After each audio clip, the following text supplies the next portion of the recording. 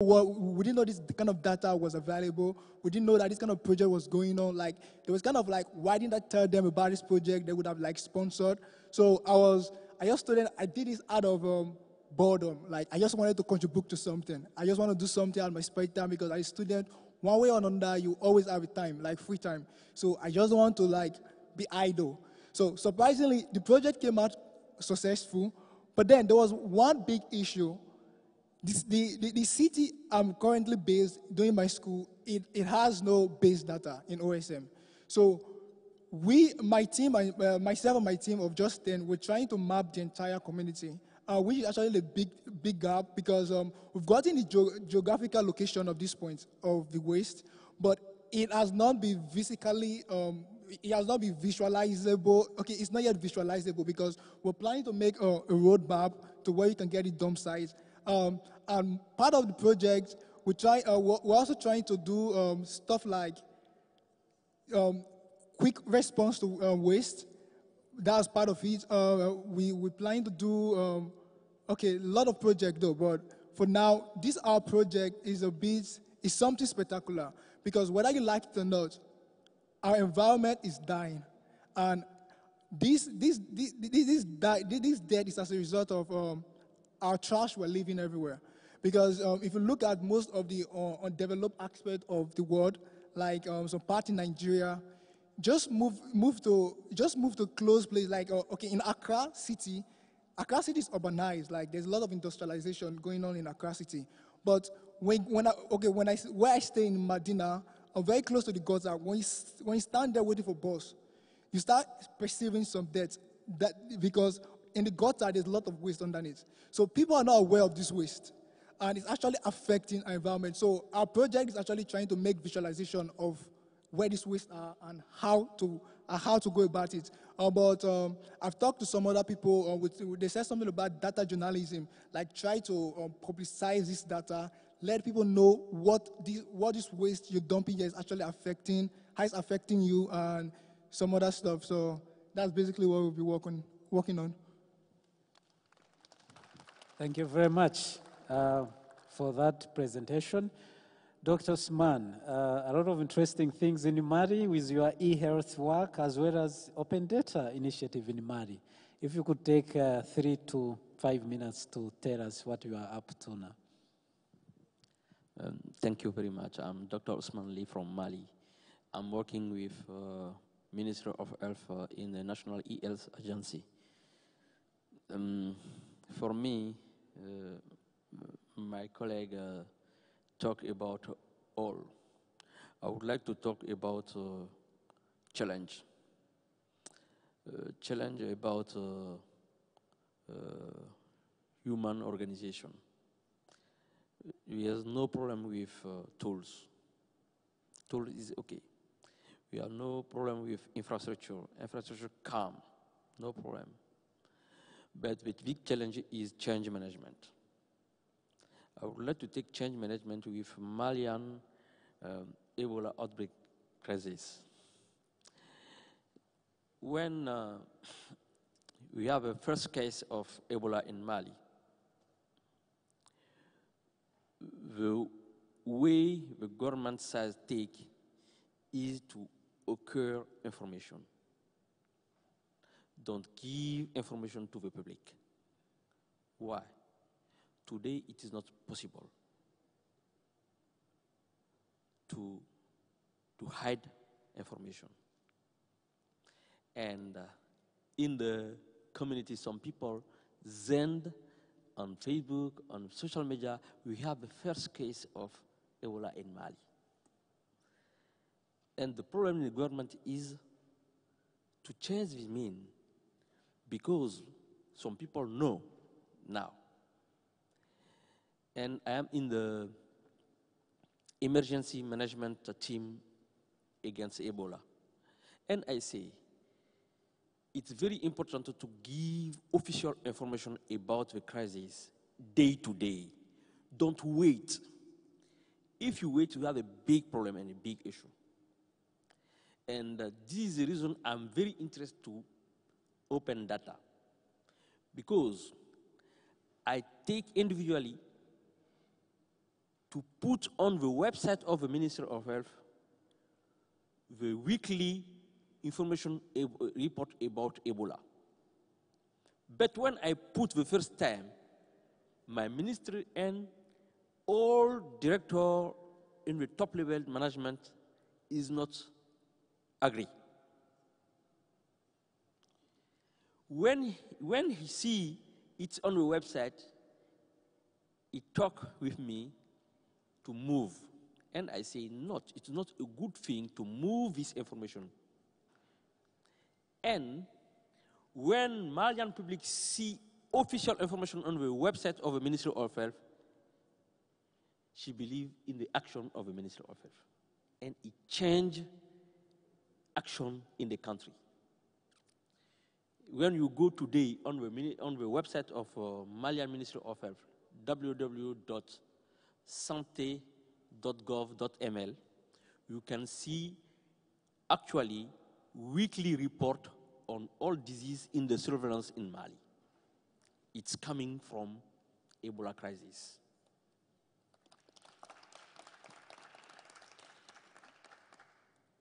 My problem today is change management. Change management in the mind of civil servant. And if you work on health area, you have two big issues.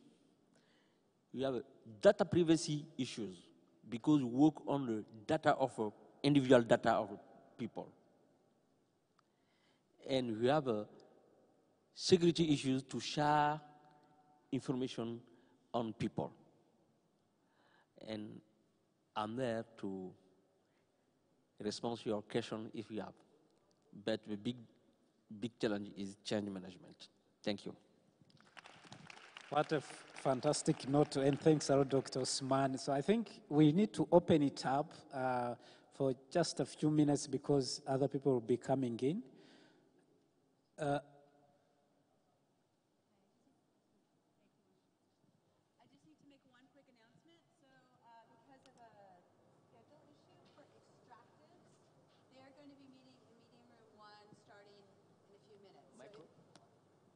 It's not. Oh, there we go. Sorry. So for Extractives, there was a flight change for some of the speakers, and so they're going to start in a few minutes in Meeting Room 1. If you had planned to go to Extractives, I can't imagine why you'd want to leave Health. But if you'd planned to go to Extractives, go to Meeting Room 1 when you're ready. Thank you. So maybe just two or so questions from the audience, and then or comments, and then we wrap it up because we are actually almost done with time. Questions? Okay.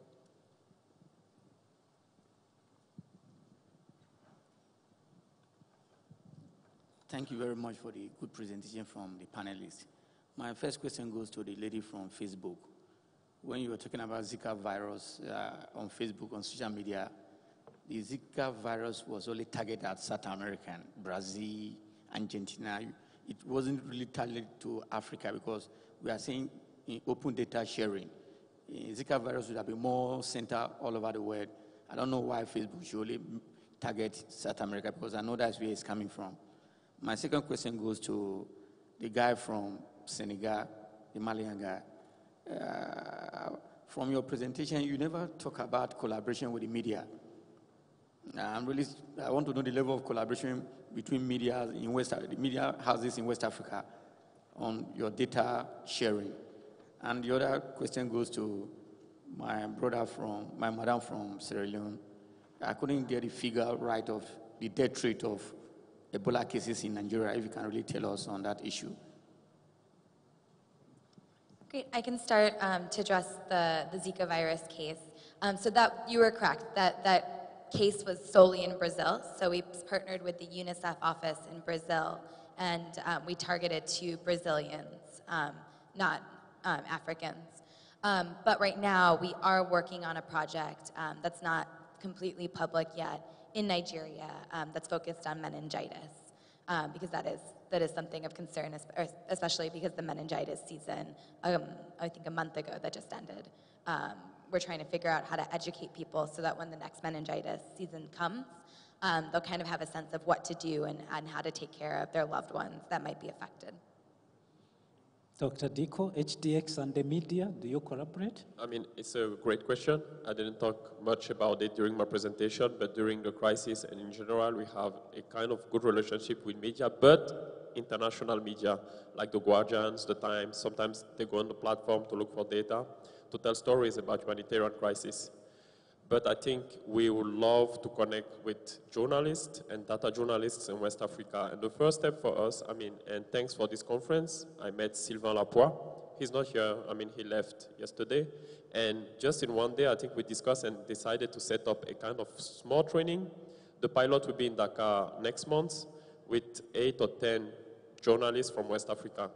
But we want to scale, I mean, it's a great idea. And I also didn't talk about something important for us, the Center for Humanitarian Data. HDX is just about data services, giving the data to people. But the center is big. It will be in The Hague. And one important aspect is data literacy. And I think working with journalists and data journalists in general would be really important for us. I mean, we can discuss after that and see how we can improve this type of relationship. But we will do our best in West Africa to see how to work with journalists and see how we can now scale.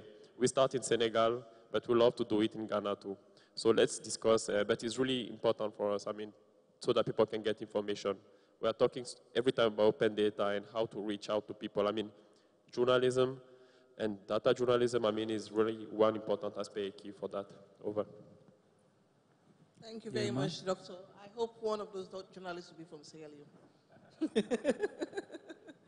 Right, you're talking about the figures. This is from WHO. As of 13 January 2016, I'm sorry, Mali, I didn't indicate how many people died in Mali. 6 people were reported dead in Mali. So 7, okay, so this is wrong.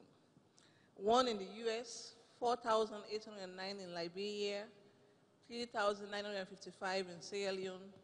For Guinea, it's 2,536, and Nigeria, 8. I got this from WHO.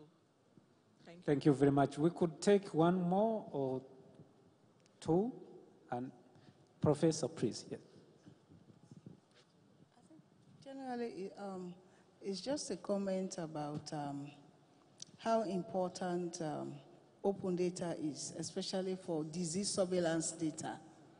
In a number of our countries, especially Sierra Leone and the other countries, one of the reasons why the epidemic was so devastating was because there was no data, there was no disease surveillance data. It was absolutely absent. And the fact that we struggle in terms of having the basic statistics and then also surveys in some of these areas, I think was really part of the problem.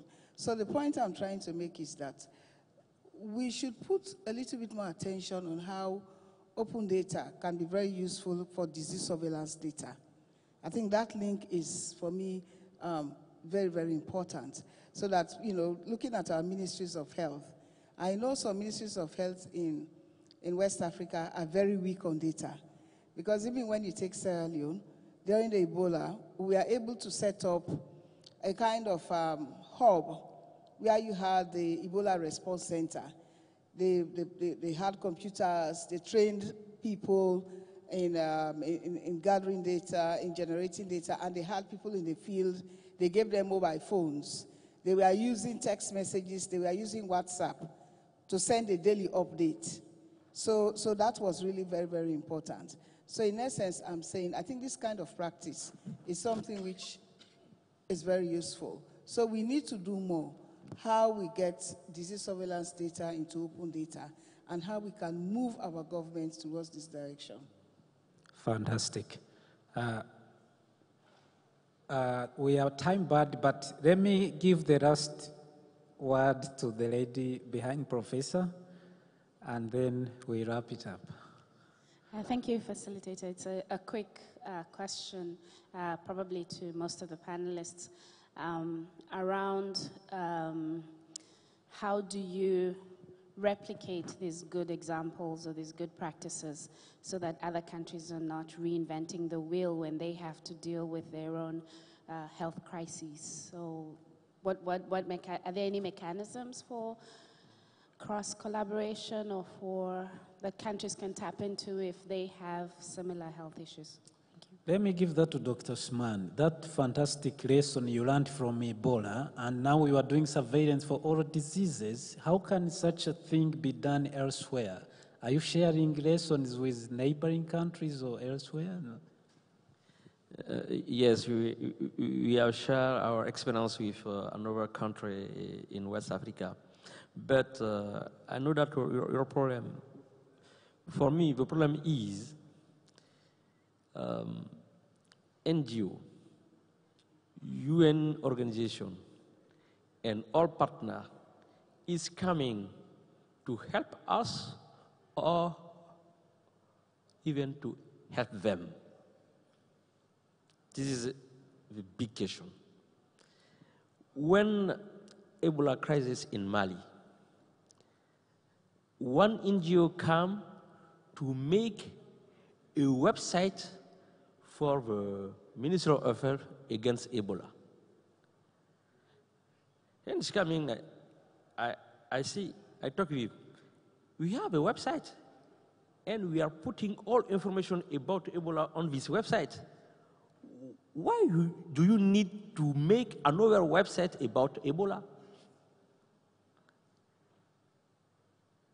The response is, I have a money to make new website. Just, this is the reason. For me, believe in you, believe in your capability to make a good health system for your country. Don't wait nothing from NGO or UN organization. Do by yourself, and you have a result. Today, all thing is about money per gem. It's not a good thing of our health system. And we have a vertically project and siloed information system about malaria, about HIV, TB, and so on. It's a money issue. Please, forget money, work for your country. And what a better note to end that. Yema, you look to be having something burning, and I don't want to spoil your lunch, so put it out. Please don't spoil my lunch. I think we didn't discuss it maybe because it's not a gender session, but I think one of the key lessons learned in the fight against Ebola was the disaggregation of data. I think when they started collecting data on the number of deaths or affected cases, it wasn't disaggregated. It took a lot of fight from gender champions in Sierra Leone to have it disaggregated. And it was only when it was disaggregated that we realized or we learned that more women were dying because they were the primary caregivers. So I think that's an important thing I wanted to share before we wrap up this session. And finally, I know Bernard is looking at me. You talked about opportunities to share our stories, experiences, and best practice. The AODC does provide that. So it's not only when you come to these conferences. We have monthly calls where you can join up on those calls and listen to these amazing stories going all around the world on open data. That's a source of learning. Thank you very much. And on that note, I want to thank all of you for coming to listen in. And a round of applause for all our panelists, please. One or two announcements. They told you those for energy and extractives, it's going on in meeting room 1. The rest, please stay here because the next proceedings are going to take place in this room. Thanks a lot for coming.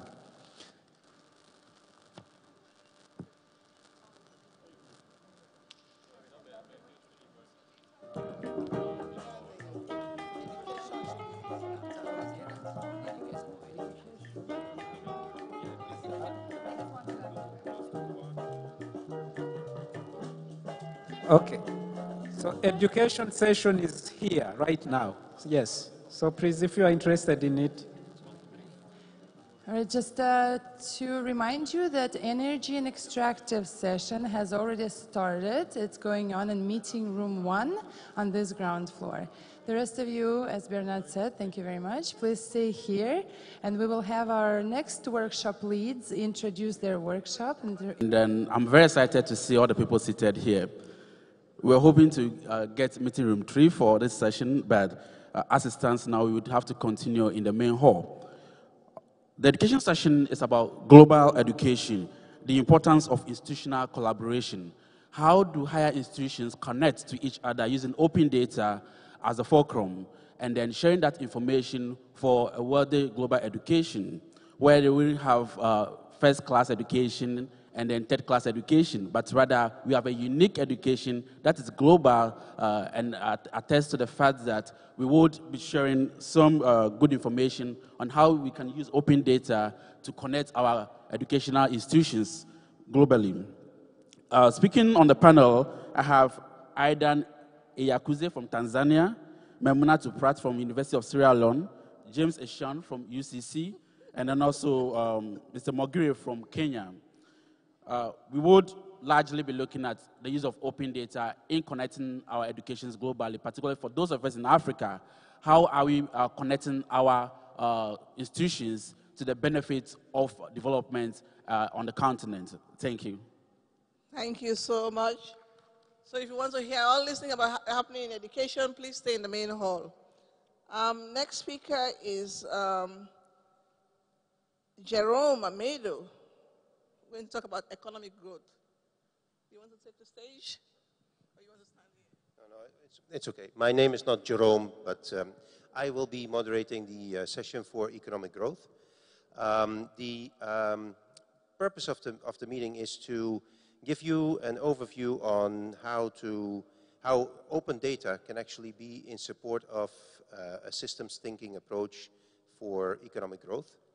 So I will touch on both topics and bring the two together, and then hopefully stir up a discussion with you on how and where this creates opportunities for small and medium enterprises, for large organizations, for interaction between the public and the private. So basically all the components that eventually will grow, will stimulate growth. The most important of all is innovation, because as some of you may appreciate, economic growth is really bound by our capacity to innovate.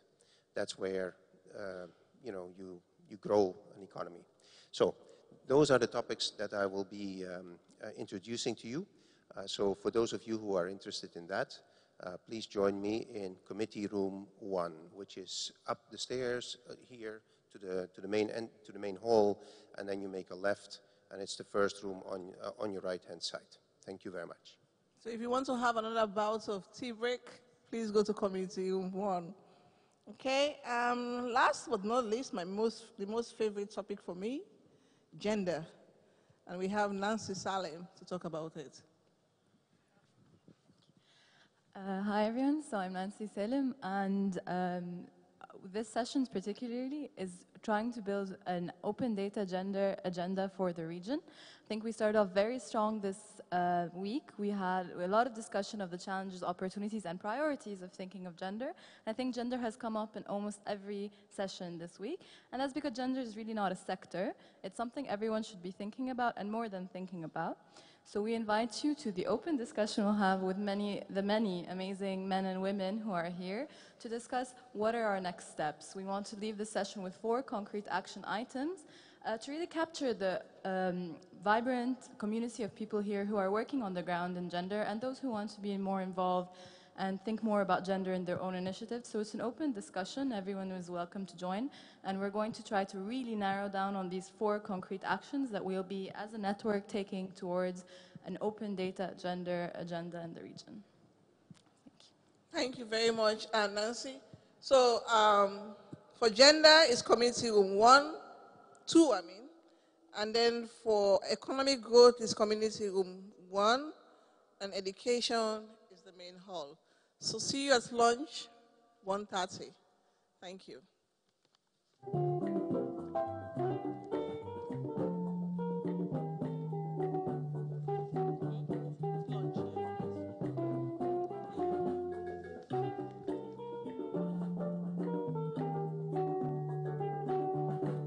a lot of university students and lecturers and deans and VPs sitting in this room.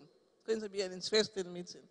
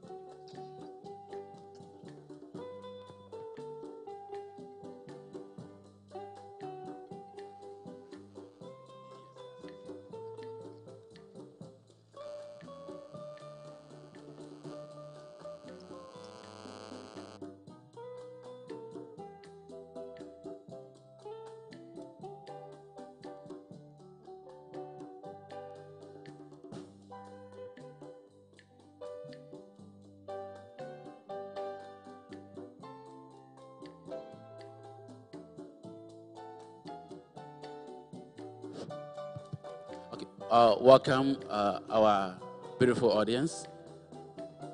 My name is Miracle Gavo. I'm with USAID Partnership for Education Learning as the National Maths Coordinator. I'll be your moderator for this session. We're looking for the session. Awesome. Yes. So I'm mentioning this. Awesome. Right. I'll be your moderator, and then I'll pass around the mic for our panelists to briefly introduce themselves. Just to let you know what this whole session is about. We expect it to be very interactive. We expect questions. We also expect sharing of ideas and experiences when we talk about global education. Now, when we're looking at education, let us not limit to just the classroom teacher to student sort of education. We will also go into the area of training as well. And education, I'm looking at both higher education and further education, for that matter. When we say education, for most of us in Ghana, education limits us to just the university. So with my beautiful panelists here, we will be talking about further education as well as higher education. And then connected to all of that, how much data do we have available to help us make those decisions on global education front? Aidan, I'll start with you, so you give a brief introduction of yourself, and then. Good morning, or good afternoon. I'm here again, and I'm happy to be here with my colleague. We were here, same place yesterday. My name is Aiden Eyakuze. I'm from the United Republic of Tanzania in East Africa, and I work with an organization called Twaweza. And we work quite a bit in education. We collect large amount of data in education, and all of it is available online. And maybe I'll tweet where you can find it, and I'll put hashtag AODC17 so you can find it. I'm just looking at it here on the Humanitarian Data Exchange, who helped us put some of this data online, visualize it so that people can use it. But let me dig a little bit deeper into what we do. We are trying to address a particular challenge in Tanzania, and I mentioned it yesterday, I don't mind repeating, that schooling is not necessarily equal to learning. We were noticing across Tanzania, across Kenya and Uganda, that people would go to school, but they'd come out at the end of it with barely, with very few competences in terms of literacy and numeracy. And we're wondering, where's the problem? But the first challenge that we had to overcome was public sector denial that this was a problem. Many people in government, in our government at least, believe that you build a school, you build the infrastructure, you put kids through it there, clearly they'll come out having learned something, right? Massive assumption, I think, that was being made. So we spent a lot of time, and a lot of effort and energy to actually go and ask and assess children. And it started small, but by the time I was with Twaweza in 2015, we were able to assess 500,000 children, 515,000 children across the 3 countries as to whether they knew their basic literacy and numeracy. And the answers were and remain very, very challenging. In a nutshell, 1 in 4 East African kids leaves the primary cycle, that's 7 years of primary school, without the basic competencies they should have had at grade 2.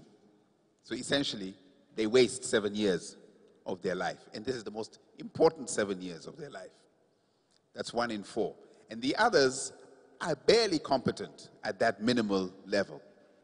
And we expect this cohort of East Africans to go on to secondary education and higher education and become engineers and become doctors and become, you know, the ones who are driving our education system forward and our countries forward.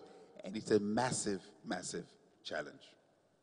So it took us a long time. We convinced our governments that this is a problem, and now we're working together to try and address some of the issues in the education ecosystem.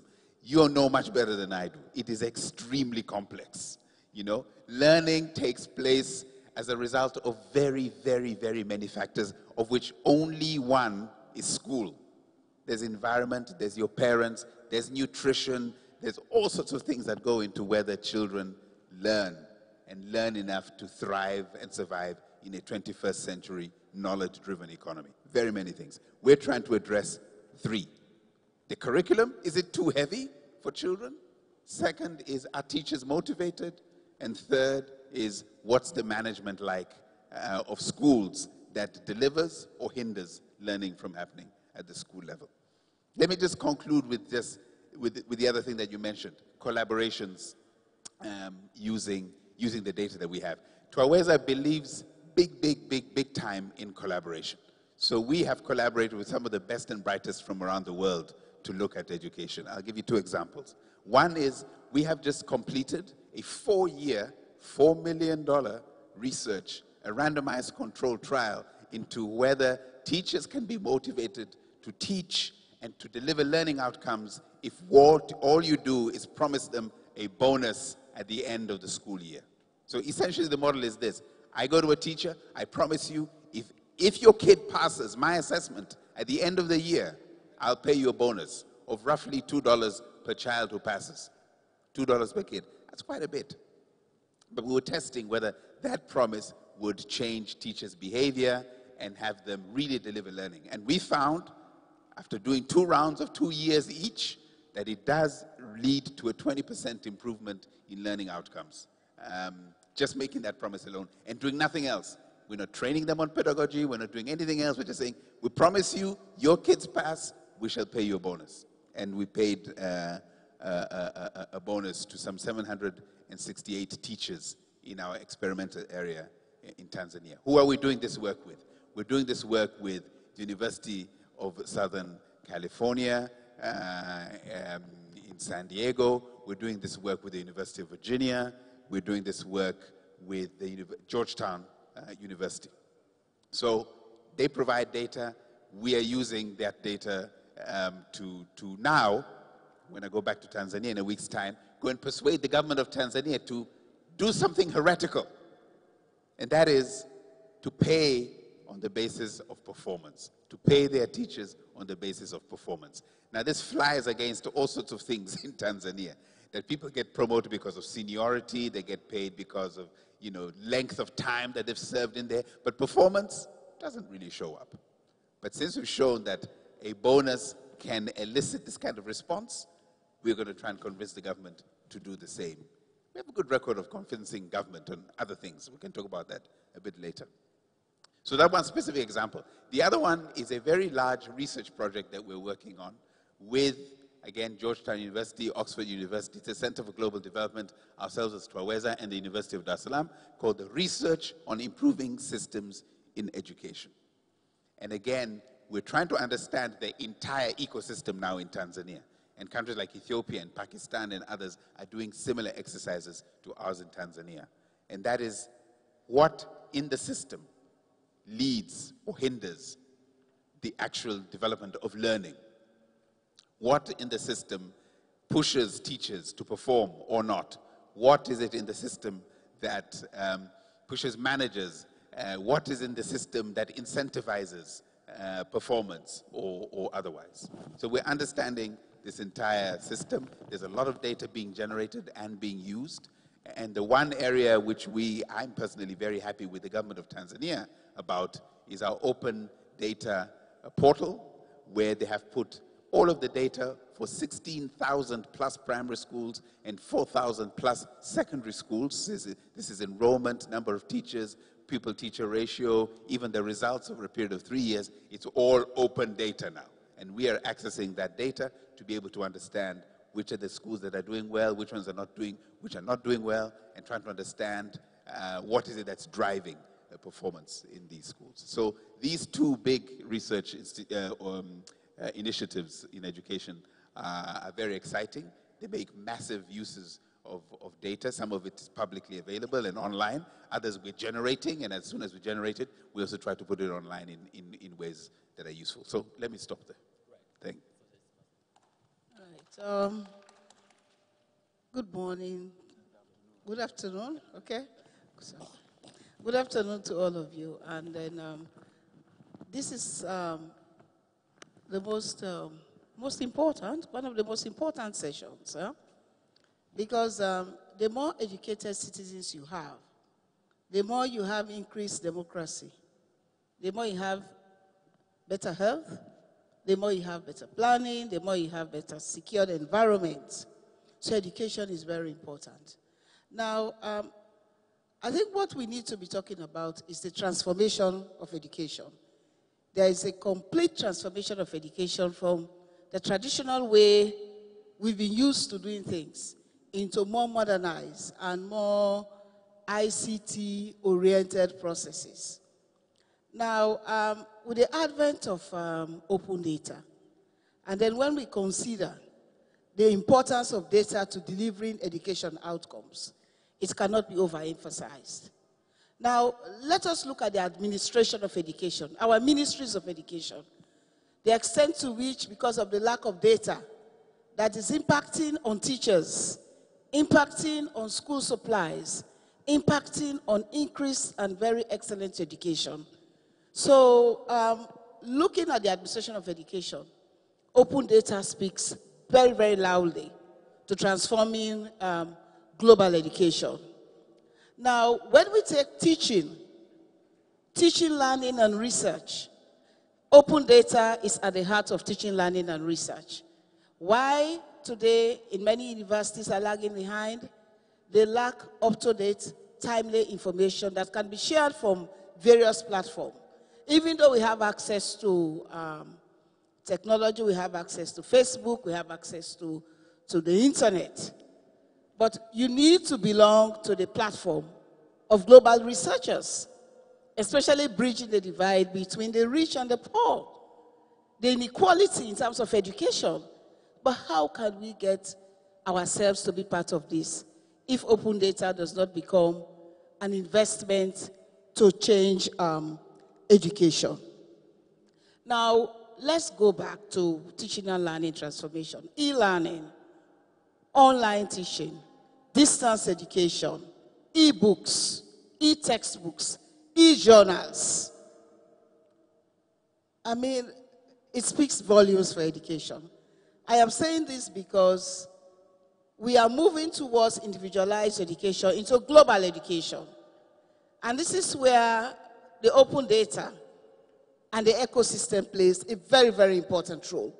Moving us from where we are, taking us to the iCloud, so that it doesn't matter where you are across the world, but we receive the same quality of education, and you have the same quality of graduates or students that can compete in the global market. So this is very important for us. Now, but to talk a little bit about efforts in Sierra Leone, because of course you've just heard a little bit of the story of the Ebola, but Sierra Leone is one of the many countries that went through conflict in the past 15, 16 years. So that tells the extent to which resources have been invested for us to be able to match up with what is happening globally. But what we are doing now is that in Sierra Leone, as of 6 months ago, none of the university campuses were connected, had internet connectivity. They have, but it was like individualized. So one of the ways we are trying to address all of this is to have a national network, like a grid, where we can connect all universities. And this is supported by the World Bank. So what the World Bank is currently doing is that through the Sierra Leone Research and Education Network, they have funded the institutionalization of internet on 7 university campuses, targeting over 20,000 students.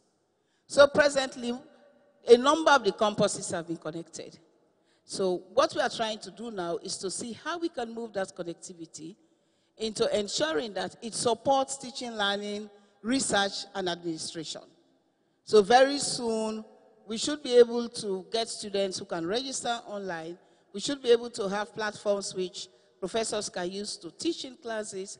We should be able to have students who will be able to know what is happening across the world in terms of individual disciplines. So these are the efforts we are making. But I will want to underscore the point that higher education today is an important commodity for the success of open data. We need to do more. But there are many, many challenges, apart from the physical connectivity. For us to be able to ensure that we get this up and running, we need to support capacity building of staff. We still have professors who have studied like 15 years ago, who up to this day are finding it to be able to use, yes. And they still continue to teach old core, so that is a problem. And now we should not be shy to talk about this. We still have students who are graduating from universities and have not had an opportunity of maybe effectively using the laptop. I mean, these are the things you're talking about. We still run universities where they believe in what they call legacy. I don't know if you've heard that word before. This is like passing on the notes from one year to another, 1 year to another. Exactly. When, if you use the internet and then you're so informed, you don't even need to do that. I think, in essence, what I'm saying, education is globalized into self-teaching, self-learning, wherein we should be moving away from the teacher-centered approach or the professor-centered approach, that they can merely act as facilitators, and that with all of these developments we are having now, we should be able to sit wherever we are and have the most up-to-date, updated material. So let me conclude by saying that the catalytic transformation for education today lies in what we are discussing in this conference. And it is useful to everybody, whether you're in university, whether you're in school, whether you're going through a non-formal process of teaching and learning, whether you want to teach yourself. Today, I should be able to sit at home, use the facilities, and have a PhD degree. But how far are we to this? So we need to think about this. Education and what is happening today is the key to making sure that all our efforts, whether it's open data, whether it's the ecosystem, so that intellectual property, you know, we are able to see how that's crucial. So thank you. Yeah, Mr. James Eshem. Yes, I'm James Kwekwe, University of Cape Coast. I'm the advisor to the youth mappers of University of Cape Coast. What we do is that we do internet mapping or remote mapping. And this is the facility of which we are able to, through the internet, capture geospatial data and put it online. This organization was formed barely about 6 months ago. And when we formed that, we've been able to capture a lot of communities in the north, Zabzugu, Tatale, Song, Guishegu, and University of Cape Coast. We've also involved ourselves with international competition in Zambia, Zimbabwe. Some too took part in that of the Hurricane Matthew. And all these things are put online. And I think mapping is one of the most important things we cannot do away with. When we are all coming here, because of map, you'll be able to locate this place. Without map, you cannot do that. And apart from that, students have also contributed to our mother organization, which is the youthmappers.org. USA was formed last year. And as at now, we are having about 70 chapters in almost 30 countries. And University of Cape Coast happened to be the first inaugural chapter. And apart from that, our membership has grown from a number of, we started with about 30, and as at now we are having about 250 students. Students have been able to generate a lot of interest in using internet to map. We all know government cannot, give money to the collection of data. It's a Herculean task. So this is where youth mappers come in. We tap their energy, and by so doing too, we give them the skills to map using the computers, the IT facilities, etc. So these have been some of the things that the University of Cape Coast have been able to do. But we are having some challenges. The challenge we are having is that of the DUMSO. And I think, when we came here, the light went off. The last session, we were not able to. But we have been able to find a way out. Through the initiative of the students themselves, they've contributed, we bought a generator. So anytime there's light off, we can have power to work. Because when we're involved in international competition, time is very essence. Then another one they'll be able to do is that, most students want to be remunerated. They should be given something at the end of the day. And what we'll be able to do is that at the end of every mapping section, what we refer to as Mappathon, we are able to have some mapping party. And students are very happy to what we refer to in Ghana as item tating, to come and have something about that. Then, with that of also internet availability, most of the time the internet will go down. Even the first day when we were having that demonstration at Kofi Annan Center, the internet was not all that forthcoming, so we had a lot of challenges. What students are prepared to do is that when it comes to that time, they are able to use their own data, poured from their smartphones, into that of their laptops, and they're able to use it, do all the mapping, there's a sacrifice. And the essence of students doing this is that they want to be considered as world citizens. They are contributing to the development of that of the world. In terms of making maps available, and we know geospatial information is very important. You cannot do anything A lot of, our politicians, if you give them a lot of information in terms of what words, they will not read that. But if you can represent that information in the form of what? Maps, it becomes very easy. You can use it to make a lot of analysis. So our chapter trying to form up the chapters of the youth mappers in Ghana. Currently, we are having 3 chapters, one at UMAT, one at Legon. So all those tertiary institutions that are interested in forming that, you can see us, we shall give you a direction and how we can collaborate to make data available. The students are there, have an army of students prepared to use their energies. Most of the things that they are being taught in classrooms are theory. Now they are practicalizing that. And that is going to help for the development of the country. Thank you. Just to say, I think I forgot to introduce myself. I am Memuna Tuprat. I'm the head of the Department of Peace and Conflict Studies at the University of Sierra Leone. And I chair the policy and advocacy aspect of the Open Data Council of Sierra Leone. I work within the Faculty of Social Sciences and Law. Right, so we've heard from our panelists. Now, the way we want this session to go, they've shared their experiences, they've talked about what they are doing.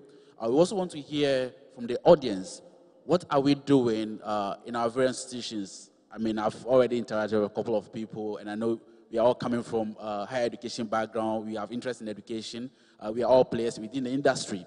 Now, we could be talking about experiences, perceived challenges of global education, and how open data connects all of these things for us to move from here, living here, go back, knowing that there are resources out there that are open, that we can access openly, and inform decision-making. Just to kind of touch briefly on what Aidan mentioned earlier, around the area of curriculum, teacher motivation and management, and then Ms. Pratt also did mention again about administration, education administration. From experience, there's a huge challenge when it comes to making educational decision, because you need data to make that decision. Now, it comes to the point that Ghana, for that matter, our challenges regarding education is because we do not have enough data to send where the resources are most needed. I've had instances where projects in Ghana had been well supported, materials have been produced to be used in schools, and those materials only ended up at headquarters and are still lying at headquarters.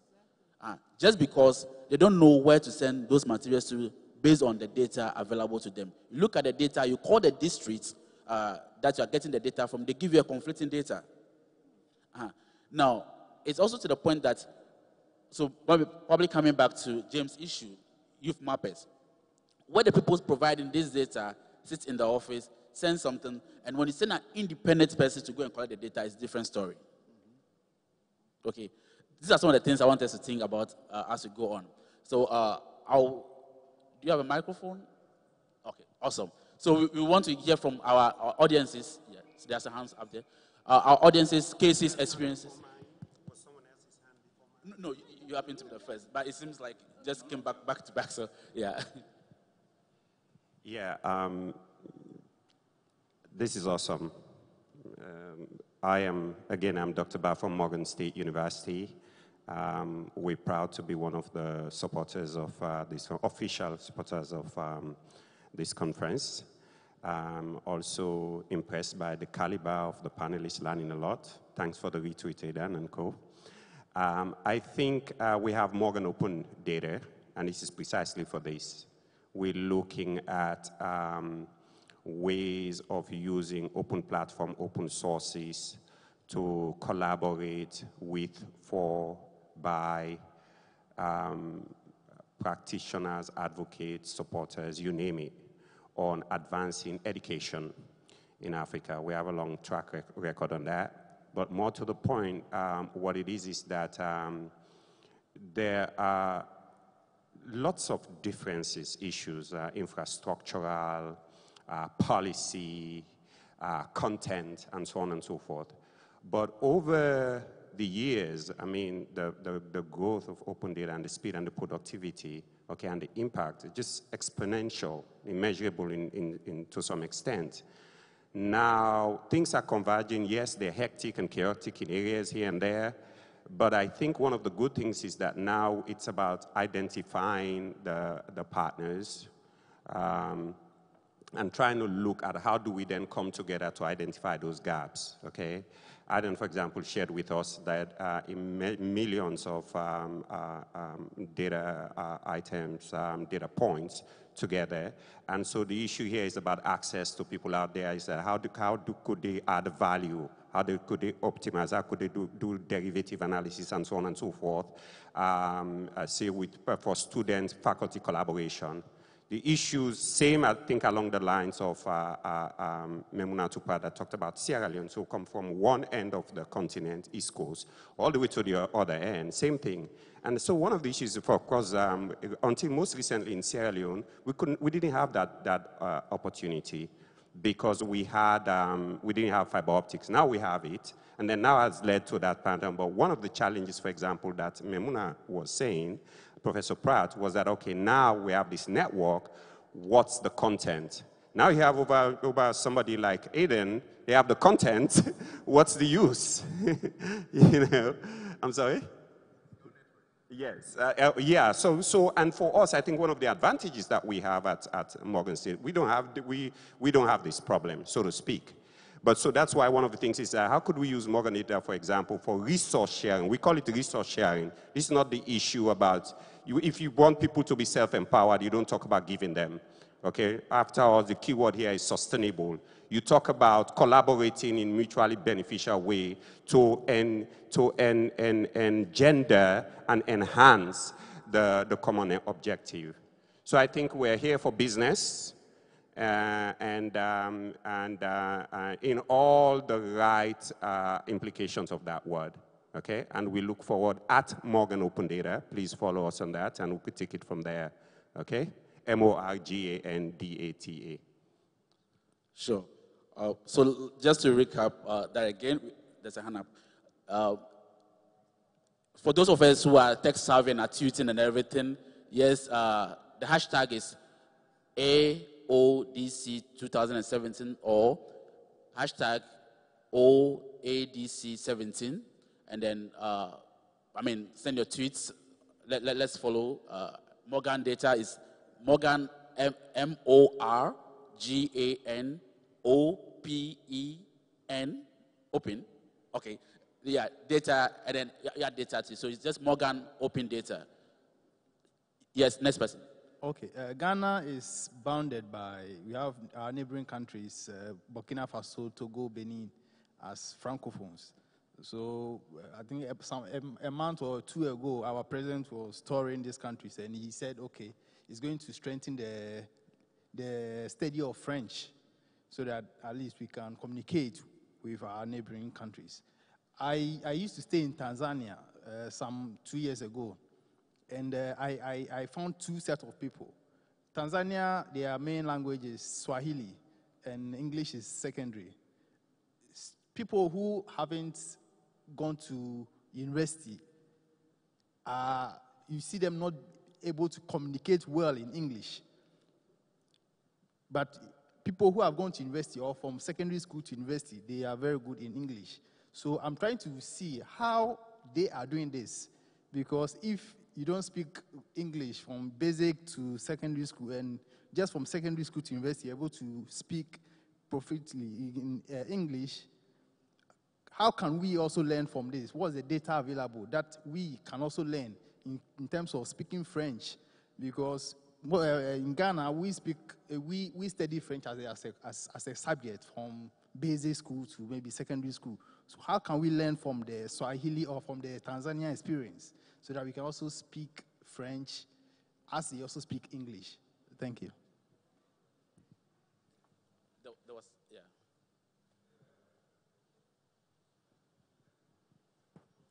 Thank you. My name is David Gu from the Institute of ICT Professionals. I think open data is the biggest opportunity we have in Africa to bridge the educational gap. I think it is what we need now to leapfrog and get a majority of our populace to be educated. But it also strives on technology. And we have identified human resource capacity to be a big challenge for us when it comes to ICT. So we would see a lot of applications, but most of them are not produced by us because we are mostly users of these applications. My contribution is that we need, as part of the open data drive, to also build capacity, human resource capacity in developing these professionals that we need for open data. Data scientists, information systems, people who can do data analysis. We need to bring them and also share knowledge. Also, with the educational institutions like the universities and even the secondary schools, we need to get professionals involved, not only the students and the lecturers. Professionals have a lot to share. They have ideas, they've got experience. They can actually help us to develop this at a faster rate than just research. So this is my contribution. Thank you. Great. I wanted to mention his name, but I can only mention the first Astaki. Yeah, Dr. Astaki. Good morning. Good afternoon. Excellent session. I'm Dr. Astaki, Vice President for International Affairs at Morgan State. I was excited to hear from all the speakers. My question was for Aiden. I see that I enjoy hearing about the experiment you run, where you show that by promising a bonus for teachers, they were able to improve the performance. And you haven't even done any pedagogy, anything additional. So the question is, as a next step, what are your ideas on adding that piece? Because you're right, what you did with the instructors is you empower them and you engage them, and I think that they saw value of, by helping their students, they can actually help themselves. But maybe if you added, have you thought about adding the pedagogy training piece so that next time you run that experiment, then by having a combination of the pedagogy training and the incentive of the payment, you have a better result. And then as a follow-up, if you can show that, then you can present that to your Ministry of Education, saying that if we standardize that for all instructors in primary school or secondary school, then it will have huge impact. And I think that by having a good collaboration, and you have mentioned several institutions in the US that you are collaborating with, and I think that you can add us to that collaboration, and we'll be more than happy to support you to run more experiments by adding the pedagogy piece and then figuring out if it works.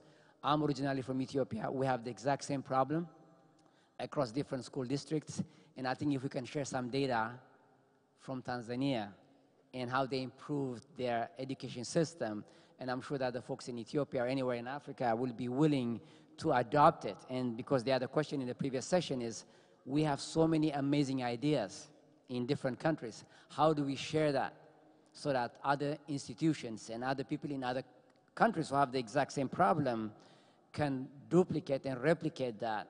And I guess the Open Data Forum can play a critical role. And personally, I'm an educator, and I see that open data can be a tremendous asset to help move the education system in Africa. I do a lot of work in universities in Ethiopia, and one thing that I've noticed that the students who come to the universities are not well prepared. There's a huge gap. So you cannot build on something that has so much deficiency, and I think that open data can play a key role because there's always a debate. Ministry of Education people will tell you we're doing a fine job. By the way, that's the same thing in America, okay? There's always a debate. Who do you promote? You know, people are saying, I'm a senior person, so I should get the promotion.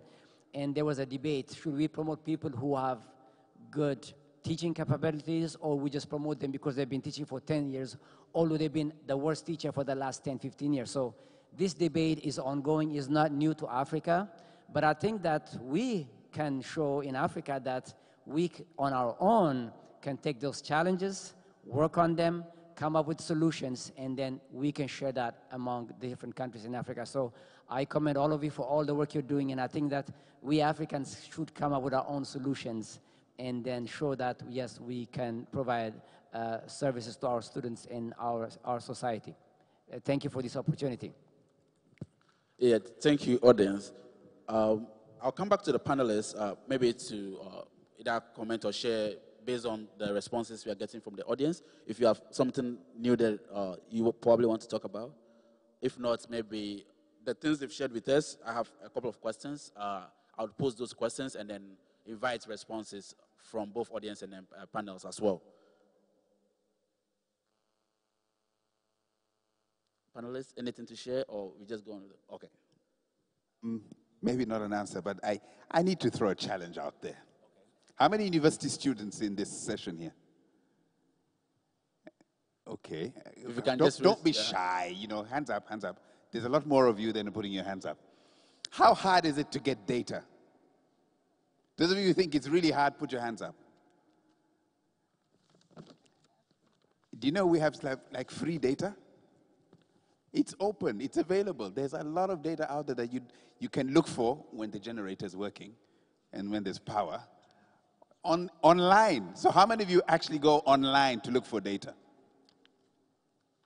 Ah, you do. So here's my challenge. There are very, in fact, I don't get any requests from African university students, whether they be bachelor's, master's, or PhD, to use our data. The vast majority of requests comes from the US and the United Kingdom. And sometimes I get bothered by people in Finland and Norway. But very few Africans actually ask for data that we have. And it's there, it's free, and it is massively abundant.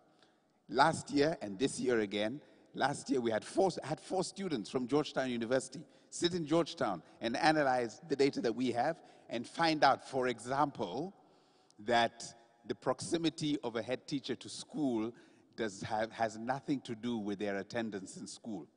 You know? So head teachers can be close to school, but they'll still play truant. They'll still skip from being in school. And this comes from data, you know, this kind of thing. If you pay a teacher more, if you give them a housing allowance, then forget about it. They won't even come to school. They'll do something else with their business. But you will not find this out unless you mine the information, the data that we have, pupil-teacher ratios, teacher allocation, this kind of thing, to inform you about what really is going on at the school level. Not at some abstract national average of, you know, pass rate and this kind of thing, but at the school level. And I say this because a lot of people, sometimes we blame the donors, you know, they're just, you know, neo-colonialists, etc. But they have provided an organization such as Twaweza millions of dollars to collect this data. And we're not selling it. It's available for free. So here is a free resource for all of you to dig into and to use and to ask questions and to bat about, and I've tweeted it. So look for it on AODC.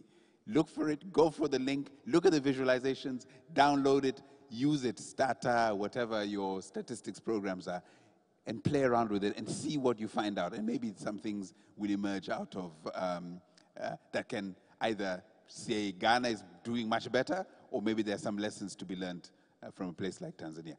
I won't answer the other questions. Right, later. Yes, I think I just want to make some comments with regards to the use of data by universities or university professors. Now, and the first question is, what kind of data do you need? What kind of data do you need? We all agree that we need data across all disciplines, but what kind of data do we need as people who are engaged in teaching, learning, and research? what format is this data presented in? You know?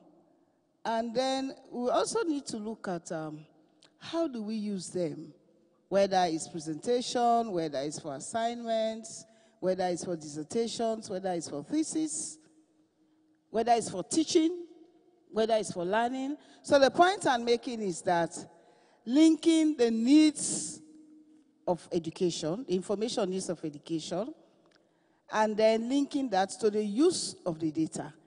If there is a weak correlation between what we need, as you were saying, and how we use it, then it's going to become very difficult for us to appreciate open data. So that brings the issue of capacity building. And if we look at our countries, we have official statistics, national statistics. How many of us use national statistics to do work in our lives? You know, maybe you want to look at case studies, right? Case studies. Where do you go for case studies? How would you know that particular case studies exist? You want visualized images. Do you go to Google? Do you just, you need, you know, so I mean, these are the things we are talking about. So I just want to more or less like lead you into thinking deeper as to how open data is extremely important. And my friend is telling me that it is free. But the point is that how much data we have and how much use we have is still not known, and it has still not been appreciated by universities. I don't know about universities in Europe, but in the main, universities in some parts of Africa. So it's leading to one, having graduates with unexpected outputs. You graduate, and they call you to an interview, you are in crisis. Okay? So the link between what we are talking about and coming out of the school or the university, not necessarily flying colors. Flying colors may not necessarily mean that the person is excellent. It may mean that maybe the person who hasn't got a flying color did not do as well or missed out on something. But you see, so it has a lot to do with educational outcomes. How many of us go to the websites of our government, our ministries of education, our Ministry of Health?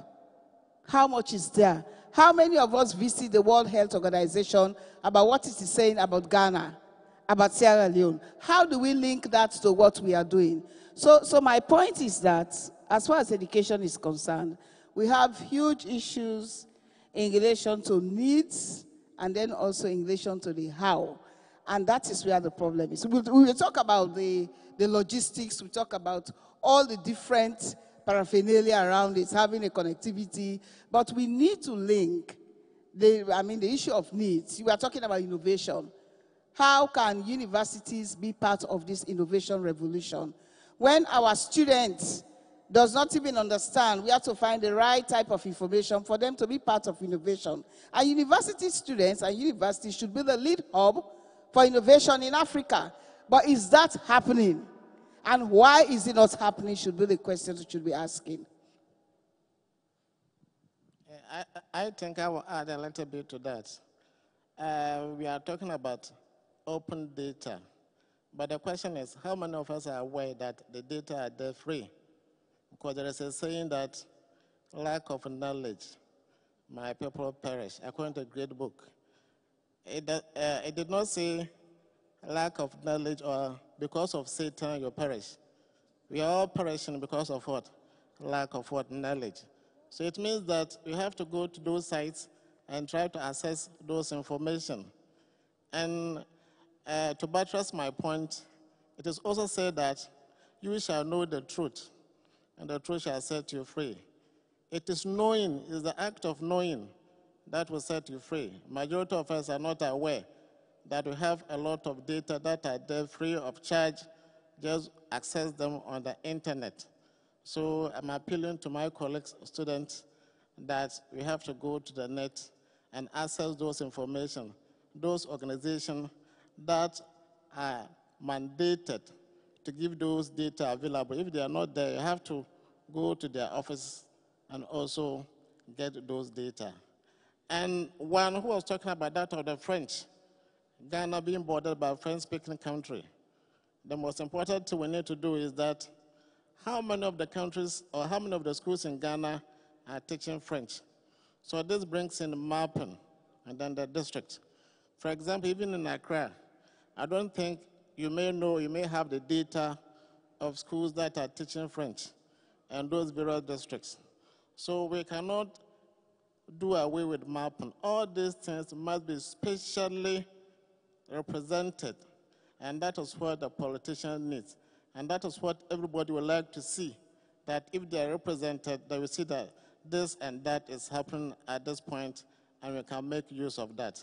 So we cannot do away with internet mapping and trying to make data available online so they become accessible.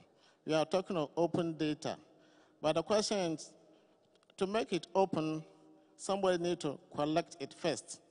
And as I've said, government cannot do that. So that brings in that of the youth. We can make use of them at the universities.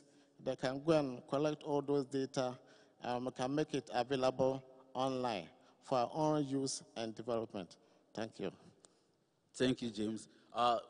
Just to add up to what James said in his last sentence, I've realized that the best place to get human power for any data collection process or anything that has to do with data collection is a university campus.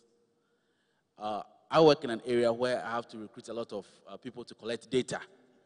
And then you put out an advert there looking for people to collect data. You're not getting the right people. Go to the university campus, just throw it around, just speak to one person. Oh, can you organize a couple of your friends to come and collect some data for me? They come running. That's human resource for them. Now, moving on.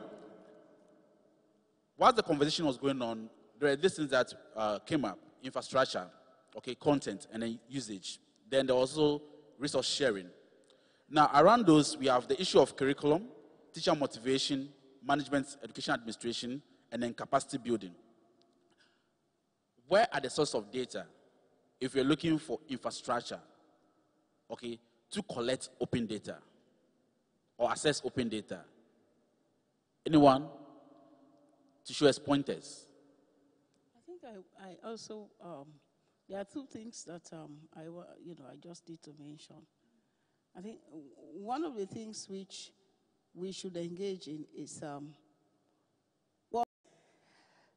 people spend their lives, their resources doing something. They have ownership to that work. I think this is a debate that we need to take forward. Even though we know that you can publish the textbooks, you can write in the journals, but all of them are not free as we are saying it is free. Textbooks cost money. Journal subscription costs money. Private research efforts belongs to the consultancy firms. So how do we deal? I mean, I'm just raising these issues as challenges that will confront universities when we actually want to go into proper open data policies and systems. And the next issue will be, there is extreme, because of the cost of textbooks, we experience now book famine. I may sound bizarre, but that is the truth. How many people buy serious textbooks?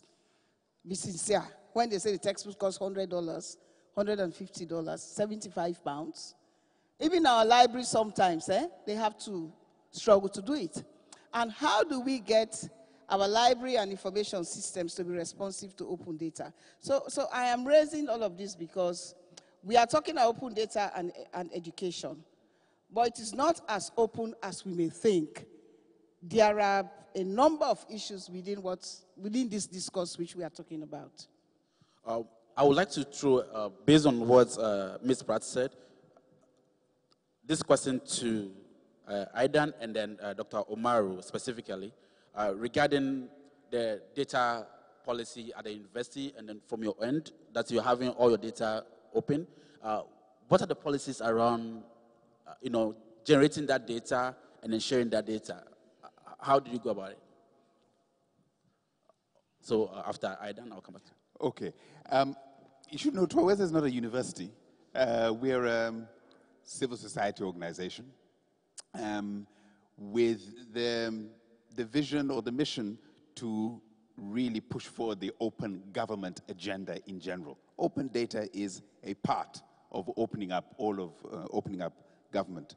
So we've persuaded our funders, who are a combination of foundations, such as the Hewlett Foundation, and governments, such as the Department for International Development of the UK, to fund our programs. And they understand that we are engaged in a lot of data collection at a very granular level, at a very household or school level. But the commitment we make, if we believe in open government, is to make the data open too.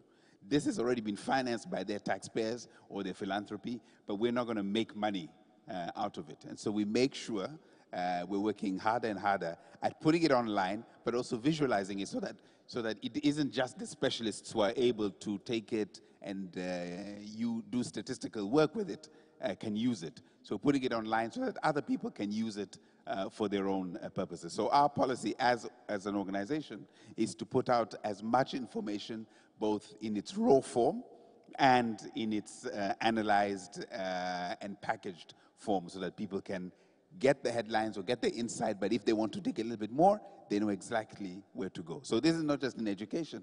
We also do public opinion polling using mobile phones. And that data, too, is available on it. We publish a tiny portion of everything that we collect, literally 10%, and I think that's quite a lot.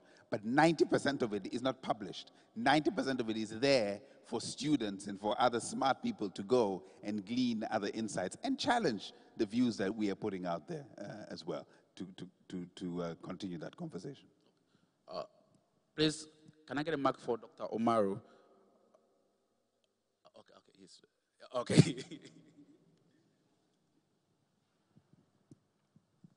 Yes, I think we're all different as collaborators. We're different sides of the same coin. And Aidan organization, as with Open Data, what he's doing with Twaweza is really a classic example of open data. It has to be free with no intellectual property, like Memunat was saying earlier on, and it has to be available, and it has to be available in usable formats, actionable formats, so no PDF and things like that. And he had said he used only 10%. I'm sure you would agree with me that the core purpose is that, okay, here's the content there. Let's see what people would make of it. So the examples I gave with Georgetown University students, I'm sure he didn't tell them, we want to know anything about the truancy of professors. Kind of came out with that, right?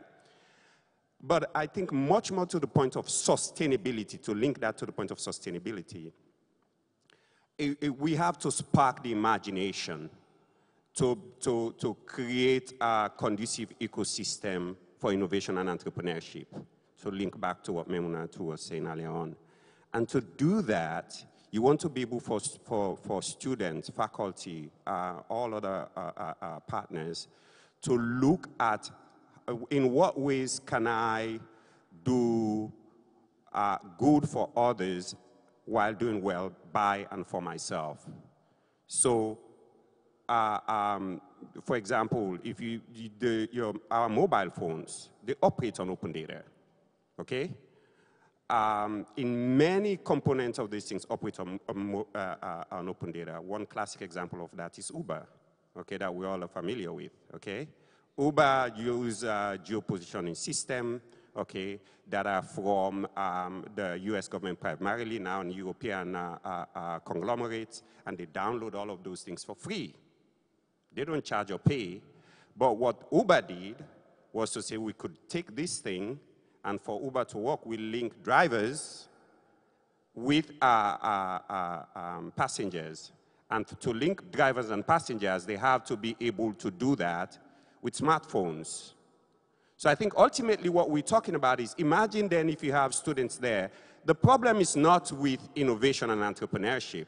I always say this, Mark Zuckerberg, inventor of Facebook, it happens to be Mark Zuckerberg today simply because he had all the environment conducive ecosystem. We have lots of Mark Zuckerbergs all over Africa. If only we could find ways of coming together in that way, okay, to say, okay, I see all of this, here's how I could do this thing to help in the development of Africa.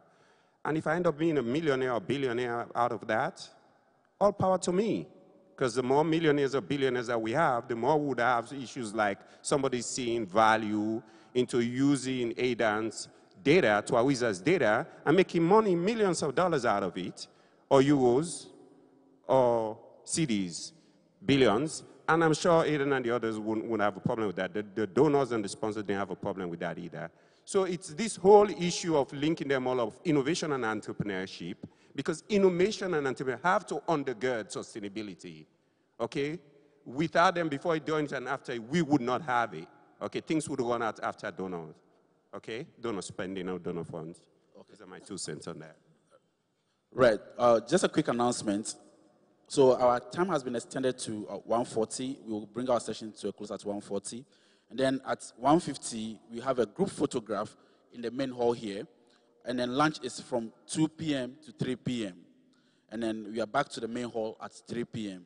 So the announcement again, group photograph in the main hall at 1:50, lunch at 2 to 3 p.m., and then back to the main hall to continue the day session at 3 p.m. I'm going to go off on a different tangent, spiked by Aidan's earlier submission. Pay by performance, or pay per performance. Now, how sustainable is it in the face of global education? This is to all of us here, not to Aidan specifically. I'm looking at, where we are going to be paying teachers based on a promise. If your child performs, or the children in your classroom perform by our standards, okay, we give you $2, we give you $1 extra for each child. In the face of global education, where we are looking at open data, making data available, accessible to the masses, how sustainable is that concept?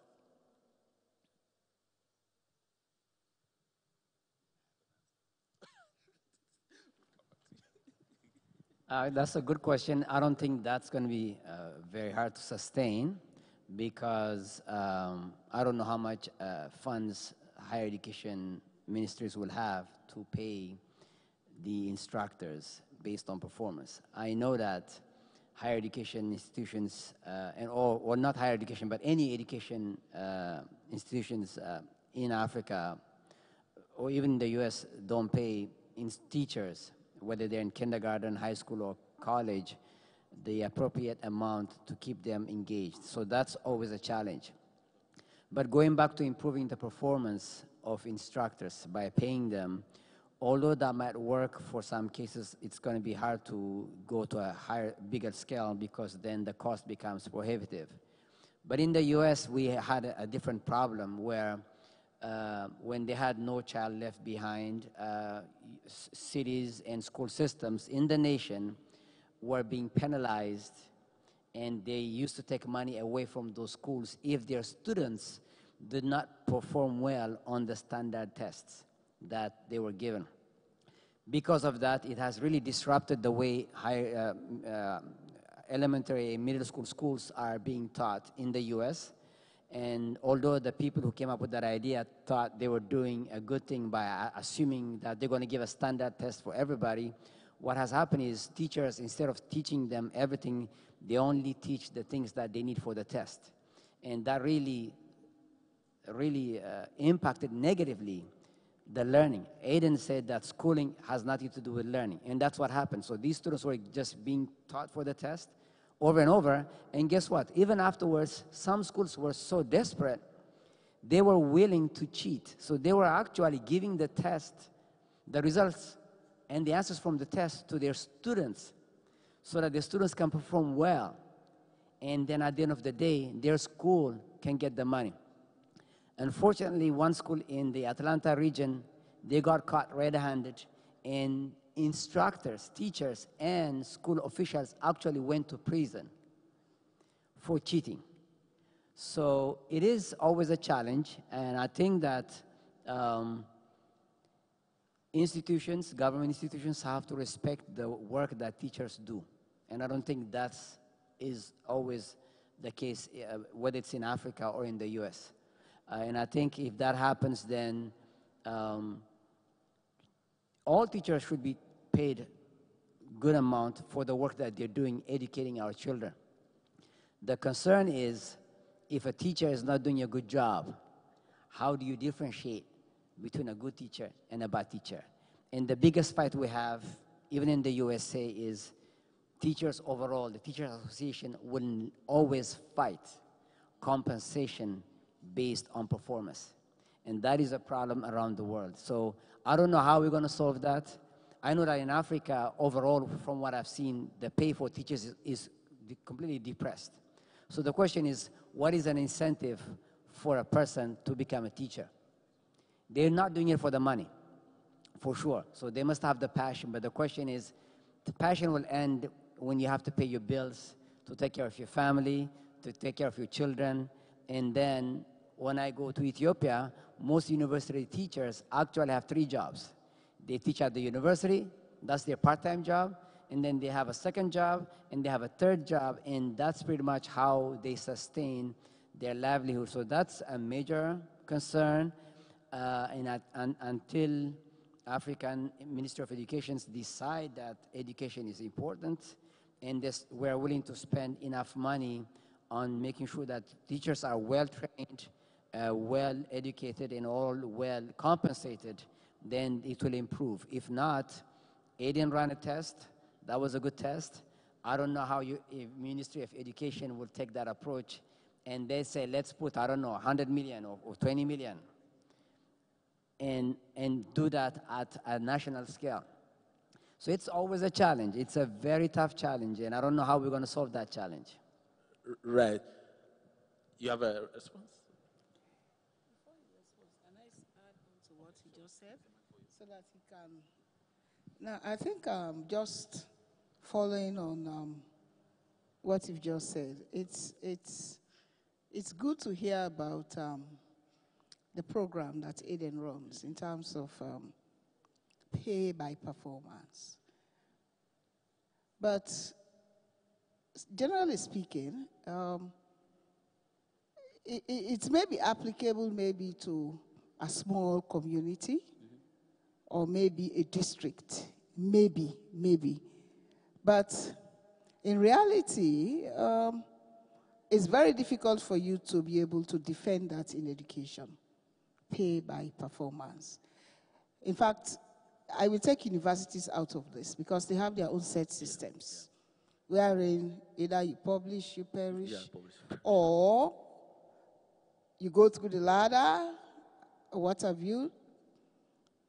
So except otherwise, maybe if they introduce some kind of incentivized awards, even that is somehow, because the parameters of performance may likely be very difficult for you to justify A or B just easily. So the point I'm making is that pay by performance is a good idea, honestly. But how you define performance in the context of educational measurement and then in the context of overall criteria, because you won't tell me that because people in the community, you gave them questions and all of that, and then a number of people said teacher A comes regularly, teacher B does not come regularly, or student A, I know I've been a teacher right from the lower level into universities. I'm just saying, in terms of people accepting those results, they will have a number of concerns as to the validity of what you are talking about. It's just adding on to what you just said. All right, there are 2 things I'm going to say here. One, I should talk about the intellectual property rights. And as you are talking about open data, what you have to be thinking about is You know, you publish an article and the publisher will not give access to the lecture or the person who published it. You have to pay for it. So how come that? And two, with performance by teachers, that's how I take it. Most of us are students. There are some students here. Lectures that are very good. Students themselves, they know. And they appreciate that, if not on campus, outside. So that's all what I can say on that. Because paying that on education front may create a problem. Maybe you may have some model or some way of which that one could be solved. Thank you. He has tons of data. You're all teachers, aren't you? I can see why you resist pay for performance. Okay, let me make a couple of points. I mean, you are right. It's resisted all over the world. The teachers' unions hate merit-based pay. So picture a cake and icing on a cake, okay? Our pay for performance is icing on the cake. We don't suggest that teachers don't get the cake. What the government has promised them as their salary, they get. That's the cake. The bonus is icing on the cake, okay? Differentiation number one. Number two, we're talking about primary education. Our concern as Twaweza is that people get basic education, those tools that will allow them to function well and profitably in a literate, knowledge-driven world. I am not talking about university lectures. You know, university lecturers, even secondary school teachers, that's a different kettle of fish. We are worried about children who are just being given the right, the possibility, the opportunity to learn how to read and count properly so that they can succeed, you know, further in their right. The point to make about working in certain districts is another fine refinement, because here's the other question you got to ask yourself.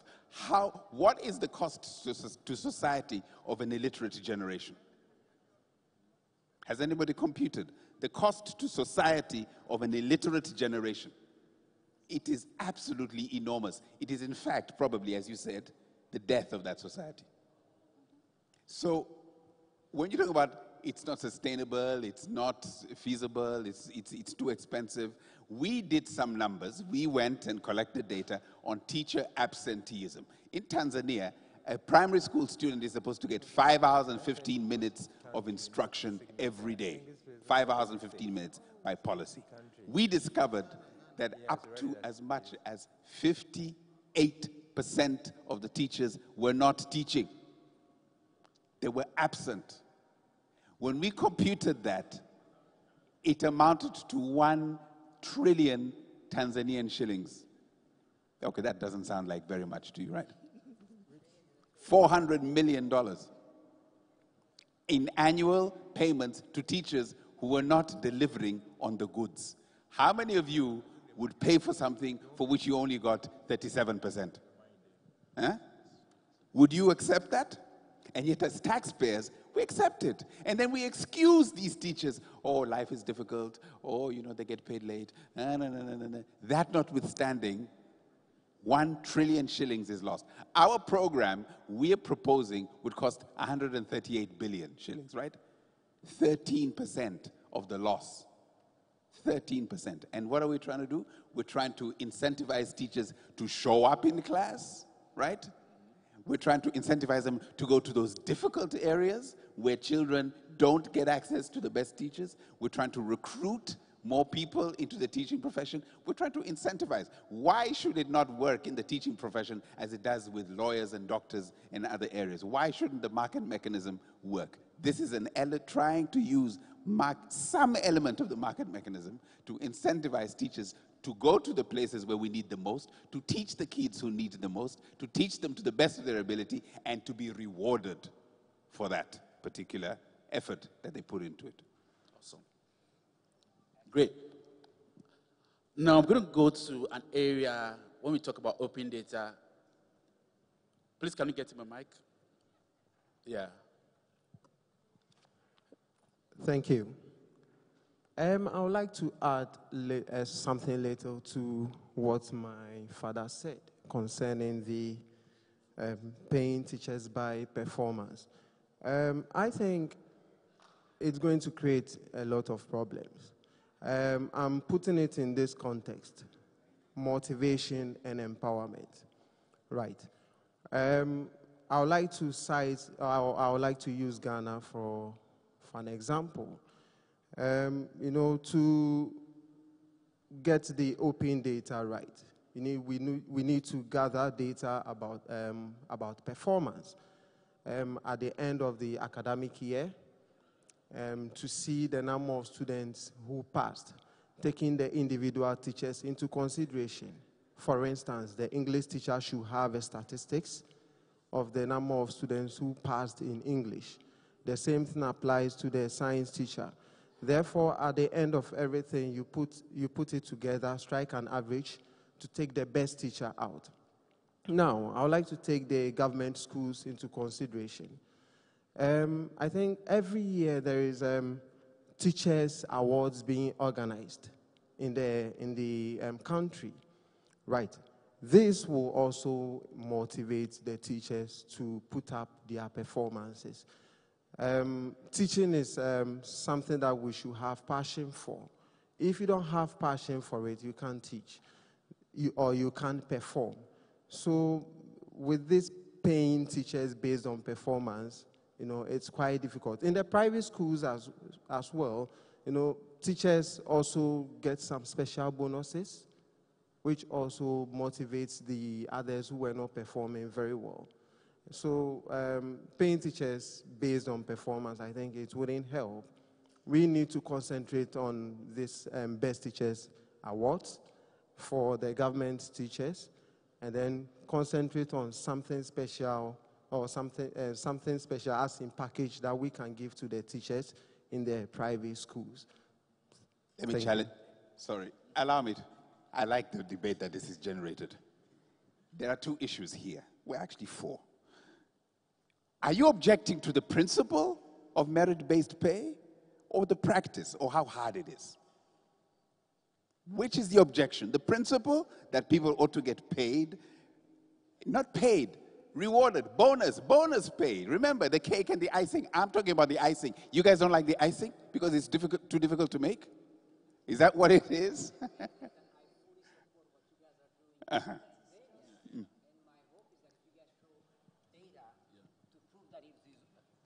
Aiden, so although I'm an educator, I have been fighting that fight with a lot of my colleagues in university, because even among university, I see a lot of faculty, teachers, where I put 110% and they put 20%. And I said, how do you expect to get paid the same amount? I felt bad that I was getting paid the same amount as these people who were doing 20, 30%, or 40, 50% less work than me. And that was the debate I used to have. And I'm sure the same debate is happening in elementary school education. So I fully support what you guys are doing. And if we collect enough data to prove all these naysayers that it doesn't actually work, then we can make a case that by spending an extra 10% of what we're losing, we can change the whole system. So I'm looking forward to getting data from you. I agree with you. Yes. And I think this is the value of open data, the very principle of open data. It allows you to experiment with ideas which would otherwise be impossible for you to experiment with because you don't have the data to try it out.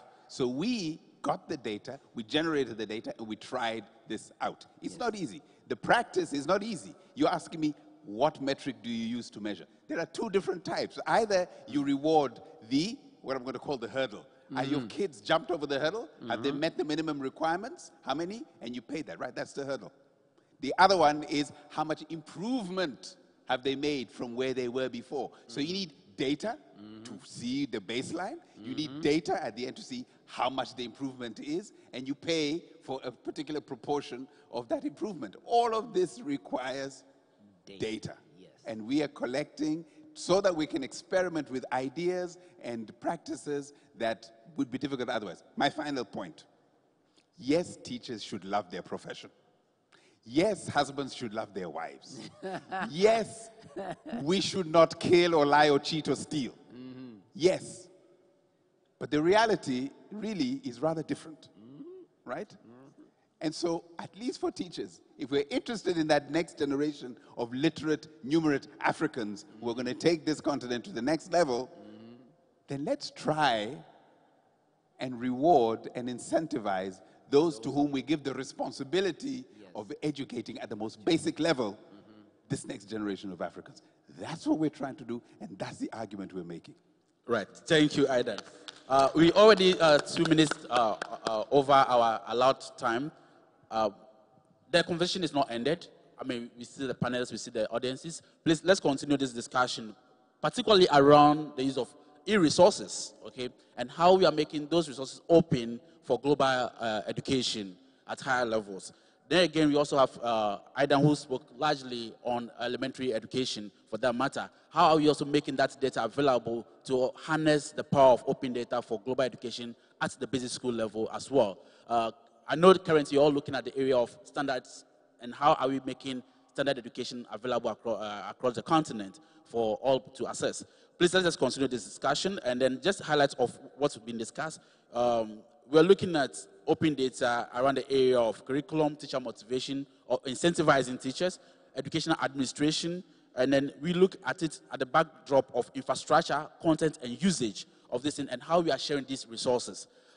Please, we are not over yet. We just come out for our photo shoots, right, on the stage. So we are going all up to the stage for the photo shoot, and then please, one of the purpose of the conference is to make connections.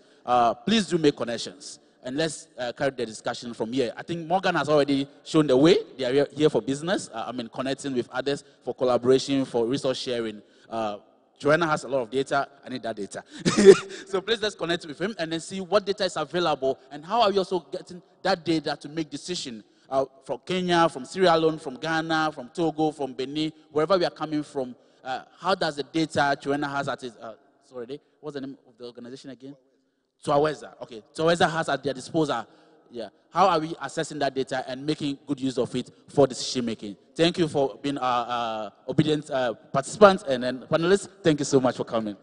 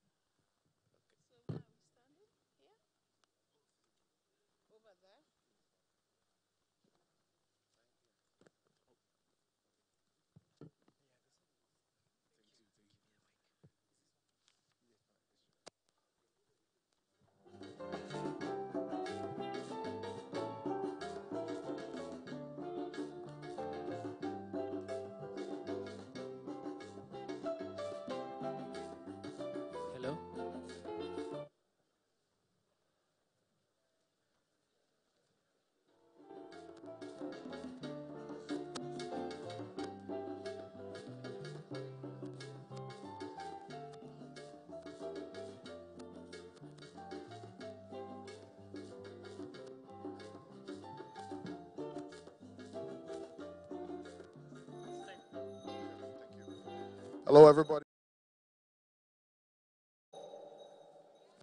Let's start making our way to the main hall. Let's start making our way to the main hall. Sessions are over. Make your way to the main hall.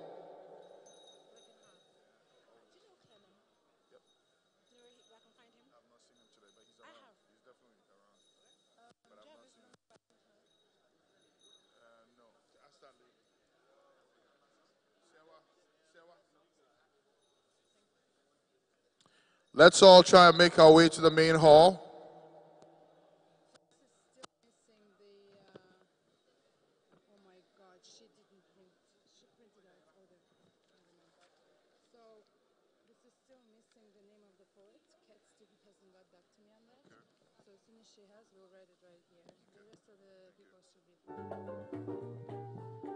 Let's all make it to the main hall.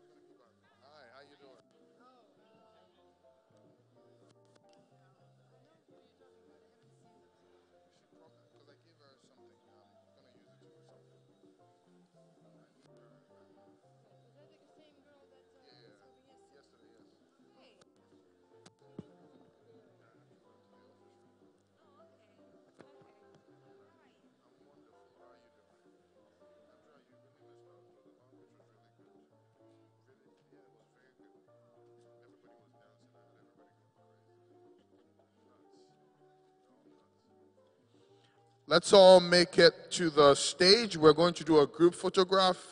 We want to see everybody's pretty face in there. Everybody. We want to see everybody's pretty face. So please make it to the stage. Everybody in your colorful, beautiful dresses. Put all the beautiful ladies in front. The gentlemen, if your belly is big like mine, hide it.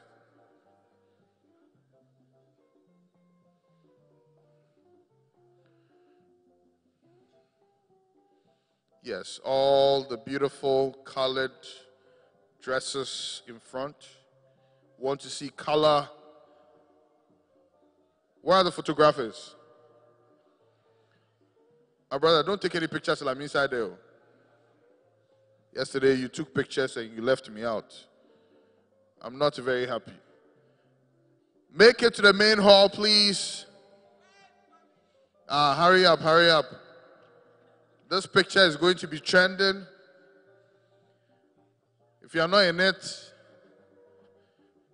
in fact, if you are not in it, your boss is going to sanction you because it means you weren't here. Everybody has to be in the picture. Are you coming to the picture? Are you coming? Okay. Everybody, hurry up and be in the picture. We need everybody to be in the picture. We need everybody to be in the picture. One big family. Oh, you're blocking my flag. Oh. Okay, all right, that's fine. Nobody can ever block the flag. I like that. Woohoo! Leave it, yeah. So stand by the black star. Are we all here? Picture going in about 2 minutes. So I'm starting from 120. 120, 119, 118, 117, 116, 90, 89. You notice. So now you know how people change data. You can't block the black flag. You can't, the black star. Hey. Yay. Don't block the black star. The black star. Yes. If you're not wearing very colorful clothes, you have to go to the back. We want color in the pictures. Hey, we are going to take the picture. If you're not here, make it to the main hall right now. Mama, yema. Mama, yeah, let's.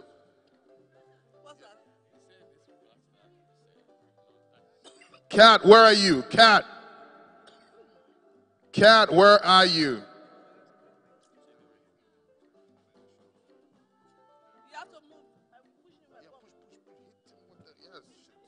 And now also hit on this side. Come here with it. What?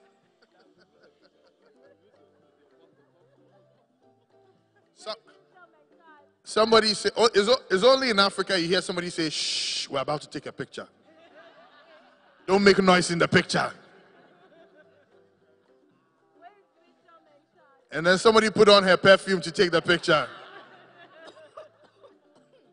Mama Nena, we're waiting for you now.